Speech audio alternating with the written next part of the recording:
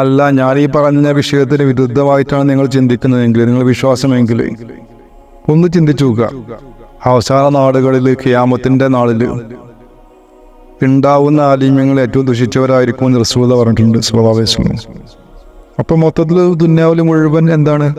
199 ആലിമ്യങ്ങളും കള്ളന്മാരാണ്, ഒരാൾ മാത്രം എന്താണ്? ഹക്കാണ്.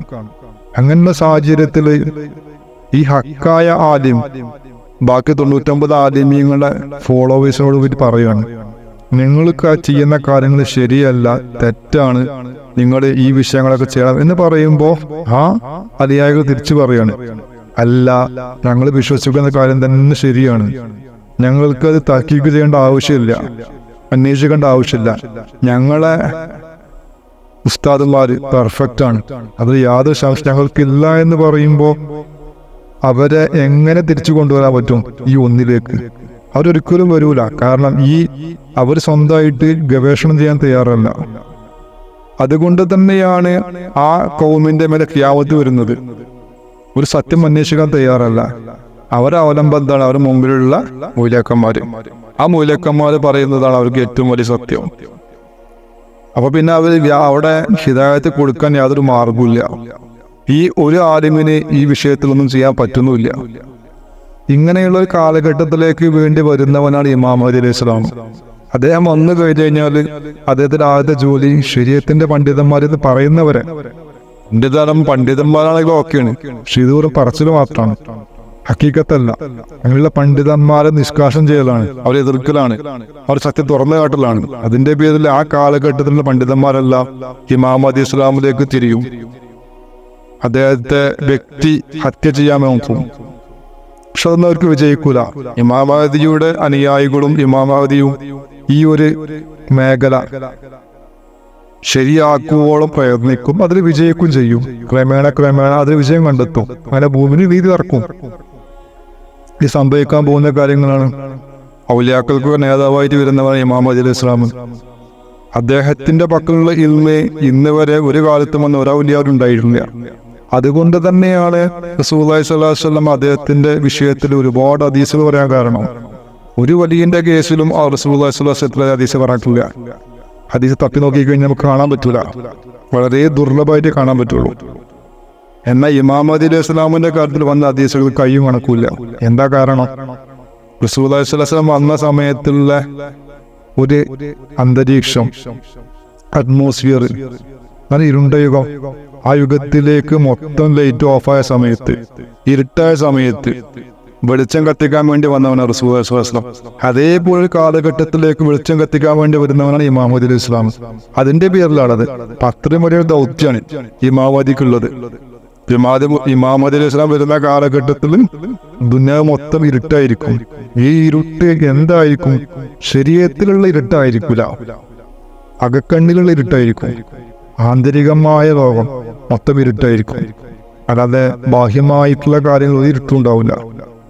നമ്മൾ ആദ്യം പഠിച്ച വിഷയം, ഈ 13,999 ആദം വന്ന ആ അവസ്ഥയിൽ അന്തരീക്ഷം മൊത്തം പ്രഭയുള്ളതാണ് ബാഹ്യം നോക്കുകയാണെങ്കിൽ. പക്ഷെ ആന്തരിക വശം നോക്കുകയാണെങ്കിൽ മൊത്തം ഇരുട്ടാണ്. കാരണം എന്താണ്? ആ കാലഘട്ടത്തിൽ ഖൽബിന്റെ ഇൽമില്ല, റൂഹാനിയത്തിന്റെ ഇൽമ് ഇറക്കപ്പെട്ടിട്ടില്ല. അപ്പൊ ആ റൂഹാനിയത്തിന്റെ ലോകം മുനവറാക്കാനുള്ള വിളക്ക് ആരെ കയ്യിലും ഇല്ല. അങ്ങനെ ഒരു അന്തരീക്ഷം വന്നു കഴിഞ്ഞു കഴിഞ്ഞാൽ ഇമാം മഹ്ദി വരും എന്ന് പറഞ്ഞു കഴിഞ്ഞാല് ഈ ലോകത്ത് ഒരുപാട് മുസ്ലിങ്ങൾ ഉണ്ടാവും, ഇസ്ലാം പറയുന്നവരുണ്ടാവും, ദീൻ പറയുന്നവരുണ്ടാവും. പക്ഷെ അതൊക്കെ ബാഹ്യമായിട്ട്, ആന്തരികമായ ലോകം ആ കാലഘട്ടത്തിൽ നോക്കുന്ന സമയത്ത് മൊത്തം ഇരുട്ടായിരിക്കും. അന്തരീക്ഷം ഇരുട്ടായിട്ട് മാറുന്ന സമയത്ത് മൊത്തം ആദം സഫിയുള്ളാഹ്ക്ക് മുമ്പുള്ള ഒരു കാലഘട്ടത്തിന്റെ പോലെ ആയി മാറുന്ന സമയത്ത് അത് മാറ്റി റസൂലുള്ളാഹിന്റെ ഉമ്മത്തിന്റെ ഒരു ഹാല്, അവസ്ഥ തിരിച്ചു കൊണ്ടാ വരുന്നവനാണ് ഇമാം മഹ്ദി അലൈഹി സ്വലാം. നമ്മൾ മനസ്സിലാക്കേണ്ടത് ഇമാം മഹ്ദിയിലേക്കാണ് പോയിക്കൊണ്ടിരിക്കുന്നത്. ഇമാം മഹ്ദി അലൈഹി സ്വലാമിന്റെ കാലഘട്ടത്തിലേക്കാണ് പോയിക്കൊണ്ടിരിക്കുന്നത്. അപ്പൊ നമ്മളെ പോക്ക് ഇമാം മഹ്ദി എത്തുന്നത് വരെ ഇരുട്ട് കൂടിക്കൊണ്ടിരിക്കും. ഇരുട്ട് കുറയാൻ പോകുന്നില്ല. നമ്മുടെ വളരെ വെളിച്ചാണ്. നമ്മുടെ കുറെ ആലിമകൾ പഠിപ്പിക്കുന്ന കാര്യങ്ങൾ ഉള്ളത് കൊണ്ട് ഖിയാമത്ത് പെടുത്തണം ഇല്ല എന്നൊക്കെ പറയുന്നത് ഇൽമിന്റെ കുറവുകൊണ്ടാണ്. റസൂലുള്ളാഹി ഉദ്ദേശിച്ച അള്ളാഹു ഉദ്ദേശിച്ച ഇൽമ് ഈ ഇൽമല്ല. ഈ ഇൽമിന്റെ ഉള്ളിലൊരു ഇൽമുണ്ട്. ആ ഇൽമാണ് കൂടുതൽ ഇമ്പോർട്ടന്റ് ആയിട്ടുള്ളത്. ആ ഇൽമിനെ കൊണ്ടാണ് ഈ ഇൽമ നിലനിൽക്കുന്നത്. എന്നാൽ ആ ഇൽമ ഇല്ല എങ്കിൽ ഈ ഇൽമ കൊണ്ട് മാത്രം അള്ളാഹുവിലേക്ക് എത്താൻ സാധിക്കൂല. അത് നമ്മൾ പറഞ്ഞു പോകുന്ന വിഷയങ്ങളാണ്. നമ്മളിപ്പോ സംസാരിച്ച വിഷയം ഈ കന്നാസിന്റെ വിഷയമാണ്. ഇപ്പൊ കന്നാസ് എന്നുള്ള ഒരു ശൈത്താന് അത് നെഞ്ചിലിരിക്കുന്നുണ്ട്. ആ നെഞ്ചിലിരിക്കുന്ന ആ ശൈത്താനാണ് വസ്വാസ് ഉണ്ടാക്കുന്നത്. ഇപ്പൊ വസ്വാസ് ഉണ്ടാക്കുന്ന പറഞ്ഞാൽ ഉദാഹരണം പറഞ്ഞ് കള്ളുകുടി അതിന് ഉദാഹരണം. പക്ഷെ സാധാരണക്കാരെ ആളുകളെ വസ്വാസ് പരിമിതമാണ്. അവരെ വസ്വാസ് വരുന്ന വിഷയങ്ങൾ ഒന്നുകിൽ കുടുംബത്തില്, അല്ലെങ്കിൽ അയൽവാസികളില്, അല്ലെങ്കിൽ കുടുംബങ്ങളില്, ഇങ്ങനെയൊക്കെ വരുന്നുള്ളൂ. പക്ഷേ ഒരു പണ്ഡിതന്റെ വസ്വാസ് വരുന്ന വിഷയങ്ങൾ വിഭിന്നാണ്. ഇബാദത്തിന്റെ മേഖലകൾ ഇൽമിന്റെ മേഖലകളാണ്. ഒരു സാലിക്കിന്റെ വസ്വാസ് വരുന്ന മേഖലകൾ ആ തരീഖത്തിലാണ്. ഇങ്ങനെ വസ്വാസിന്റെ അവസ്ഥകൾ, വസ്വാസിന്റെ ഫീൽഡ് മേഖലകൾ മാറിക്കൊണ്ടിരിക്കുന്നുണ്ട്. അല്ല, വസ്വാസ് നിങ്ങൾ ചിന്തിക്കേണ്ട വലിയ പ്രധാനപ്പെട്ട ഒരു വിഷയമുണ്ട്. വസ്വാസ് ഉണ്ടാവുന്നത് നല്ലതാണോ ചീത്തയാണോ? വസ്വാസ് വരുന്നത് ആരിൽ നിന്നാണ്? ശൈത്താനിൽ നിന്നാണ്.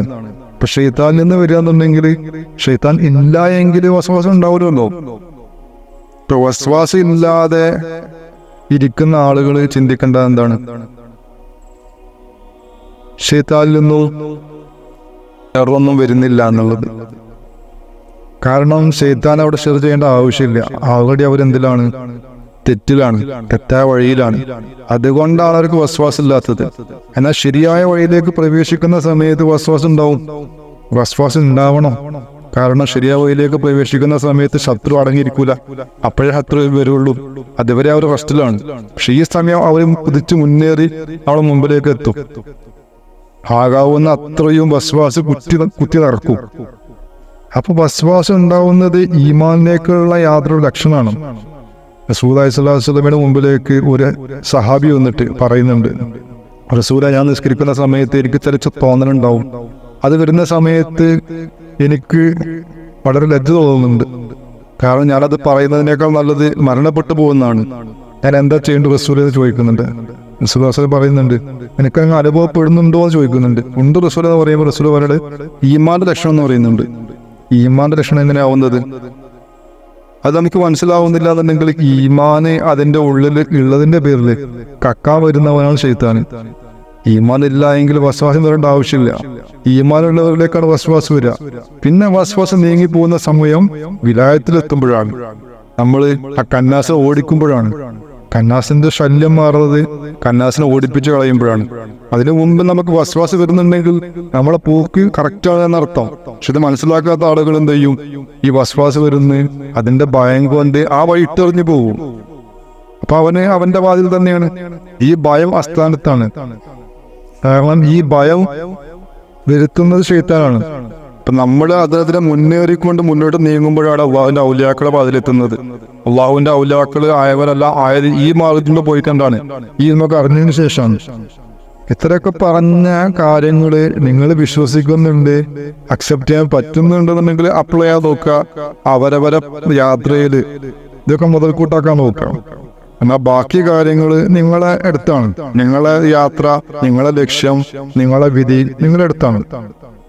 പക്ഷെ ഈ മാർഗത്തില് നമ്മള് പഠിക്കേണ്ട ഒരുപാട് വിഷയങ്ങളുണ്ട്. പക്ഷെ അത് പഠിപ്പിക്കാൻ ആളെ കിട്ടാത്ത കാരണം നിർബന്ധിതനായിക്കൊണ്ടും അത് കാലഘട്ടത്തിന് ആവശ്യമായത് കൊണ്ടുമാണ് ഇങ്ങനൊരു മാർഗം ഉപയോഗിക്കാൻ കാരണം. കാര്യങ്ങളൊക്കെ പഠിച്ച് നമ്മൾ ഒരുപാട് കാര്യങ്ങൾ പഠിക്കുന്ന സമയത്ത് ഓട്ടോമാറ്റിക്കലി നമുക്ക് അതിനുള്ള പ്രായത്തിന് ഇൻഷാഅല്ലാഹ് ഉണ്ടാവും. നമ്മൾ സത്യ അന്വേഷികളാണെങ്കിൽ, ഹിദായത്ത് തേടുന്നവരാണെങ്കിൽ, അള്ളാഹുവിനെ ലക്ഷ്യം വെക്കുന്നവരാണെങ്കിൽ ഒരിക്കലും അവരെ എന്താവൂല, വഴികേടിലാവൂല. ഹിദായത്ത് തേടാതെ വേറെ വല്ല ഉദ്ദേശങ്ങളുമാണെങ്കിൽ എന്തായാലും പരാജയപ്പെട്ടു പോവുകയും ചെയ്യും. കാരണം അള്ളാഹു തആല നിയ്യത്തിലേക്കാണ് നോക്കുന്നത്. ഹിദായത്ത് എന്നുള്ള തേട്ടം, ഹിദായത്തിനെ വേണ്ടിയുള്ള തേട്ടം ഒരിക്കലും റദ്ദാവൂല. അതല്ലാത്ത തേട്ടങ്ങളെല്ലാം ഒരു റദ്ദായേക്കാം. അതിനൊക്കെ ഷർത്തുകളുണ്ട്. ഷർത്തില്ലാത്ത ഒരേ ഒരു ദുആ മാത്രമേ ഉള്ളൂ ഹിദായത്തിന് വേണ്ടിയിട്ട്. കാരണം ഹിദായത്ത് ആഗ്രഹിക്കുന്നതിന്റെ ദുആ എന്ന് പറഞ്ഞാൽ നാവ് കൊണ്ടുള്ള ദുആ അല്ലെന്ന് ഞാൻ ആദ്യം പറഞ്ഞു. നാവ് കൊണ്ടല്ല ദുആ ചെയ്യേണ്ടത്, കൽബ് കൊണ്ടാണ്. നമ്മൾ ഈ കന്നാസിനെ പോലെ തന്നെ ഇനിയുമുണ്ട് പല ജാതി ശൈത്താനിയത്ത് നമ്മുടെ ജിസ്മില് എന്ന് പറഞ്ഞു കഴിഞ്ഞാല് നമ്മളെ കൽബ്, ആത്മീയതയിലേക്കുള്ള ആദ്യ കവാടമായ കൽബ്, അതിന്റെ മുകളിലിരിക്കുന്ന ഒരു പക്ഷിയുണ്ട്, അത് കോഴിയാണ്. അതേപോലെ സിറ് എന്നുള്ള ലതായിഫിന്റെ മുകളിലിരിക്കുന്ന മറ്റൊരു പക്ഷിയുണ്ട്, അത് കാക്കയാണ്. അതേപോലെ തന്നെ മയിൽ എന്ന് പറഞ്ഞ പക്ഷി ഇരിക്കുന്ന ലതായിഫ് കഫി എന്നുള്ള ലതായിഫാണ്. അക്കഫയുടെ മുകളിൽ പ്രാവ് ഇരിക്കുന്നുണ്ട്. ഈ 4 പക്ഷികളും നമ്മൾ ചെയ്യുന്നതും ഈ പറയുന്ന നെഗറ്റീവ് തോട്ട്സ് ഉണ്ടാക്കലാണ്. തെറ്റായ കാര്യങ്ങൾ കുത്തിച്ചൊലുത്തലാണ് അവരുടെ ഡ്യൂട്ടി. അള്ളാഹുത്താല അതിനുവേണ്ടി നിശ്ചയിച്ചു വെച്ചതാണ്, പടച്ചു വെച്ചതാണ് ഈ 4 പക്ഷികളെ. ഈ 4 പക്ഷികളെ കുറിച്ചിട്ടാണ് ഖുർആനിൽ വന്നത്. ഇബ്രാഹിം നബി അലൈഹി സ്വലാം അള്ളാഹുവിനോട് ദുആ ചെയ്തത് എങ്ങനെയാണ് മരിച്ചവരെ ജീവിപ്പിക്കുക എന്നുള്ള വിഷയം കാണിച്ചു കൊടുക്കാൻ വേണ്ടിയിട്ട് ദുആ ചെയ്തത്. അതിന്റെ ഹഖീഖത്ത് പ്രകാരം ഇബ്രാഹിം നബി അലൈഹി സ്വലാം ചോദിക്കുന്നത് മരണപ്പെട്ട റൂഹുകളെ, മരണപ്പെട്ട ഈ ലതായിഫുകളെ, അല്ലെങ്കിൽ ആത്മീയതയിൽ മരണം സംഭവിച്ച ആളുകളെ എങ്ങനെയാണ് ആത്മീയമായിട്ട് ഉയർത്തെഴുന്നേൽപ്പിക്കുക. അപ്പൊ ഈ 4 പക്ഷികളെ സ്വഭാവം മനസ്സിലാക്കണം. ഈ സ്വഭാവമുള്ള മനുഷ്യൻ എല്ലാ മനുഷ്യന്മാരിലും ഇതുണ്ടാവും. ഈ 4 പക്ഷികളെ എന്ത് ചെയ്യണം? കൊണ്ടുപോയി അറുക്കണം. ഷെയ്ഖിന്റെ സഹായത്തിൽ അറുക്കണം. അറുത്തുകൊണ്ട് ആ പക്ഷികളെ തീണ്ടി തിരിച്ചു വിളിക്കണം. ആ സമയത്ത് ആ പക്ഷികൾ എന്തായി പോവും? അത് ശുദ്ധിയായിക്കൊണ്ട് തിരിച്ചു വരും. ആ തിരിച്ചു വന്ന പക്ഷികൾ എന്ത് ചെയ്യാൻ പറ്റും? നമുക്ക് ആത്മീയത ഉപകാരപ്പെടും. ഇതും വെറും എന്തല്ല, ഇതും ഈ പറഞ്ഞ ആലങ്കാരിക പ്രയോഗമല്ല. എന്തൊക്കെ ആലങ്കാരിക പ്രയോഗമായി കാണുന്ന ആളുകളുണ്ട് തസൂഫിന്റെ മേഖലയിൽ തന്നെ. പക്ഷെ ആലങ്കാരികമല്ല, ഇത് ഹഖീഖത്ത് തന്നെയാണ്. ഈ 4 പക്ഷികളും ബാത്തിനായിട്ട് നമ്മുടെ ഉള്ളിലുണ്ട്. ഇപ്പൊ കൽബിന്റെ മുകളിൽ ഇരിക്കുന്ന പക്ഷി കോഴിയാണ്. അതിന്റെ ജോലി എന്ന് പറഞ്ഞു കഴിഞ്ഞാല് മനുഷ്യന്റെ കാമുണ്ടാക്കലാണ്. ഈ കാമ ഹലാലായതും ഹറാമായതും ഉണ്ടെങ്കിലും ഈ കൽബ് ശുദ്ധീകരിക്കാത്ത മനുഷ്യന്, ആ മനുഷ്യനിൽ രണ്ടും ഈ കാമം വന്നു കഴിഞ്ഞാൽ ഹലാലാ നോക്കൂല. അവൻ തെറ്റ് സംഭവിക്കും, തെറ്റ് ചെയ്തു പോകും. പക്ഷെ ഒരാളെ കൽബ് ഹയാത്തായി കഴിഞ്ഞു കഴിഞ്ഞാല് ആ കൽബിലുള്ള നൂറിന്റെ അംശം കൊണ്ട്, കൽബിന്റെ ദിക്റിന്റെ വീര്യം കൊണ്ട് ഈ പക്ഷി എന്തായി തീരും? ആ പക്ഷി നല്ല പക്ഷിയായി തീരും.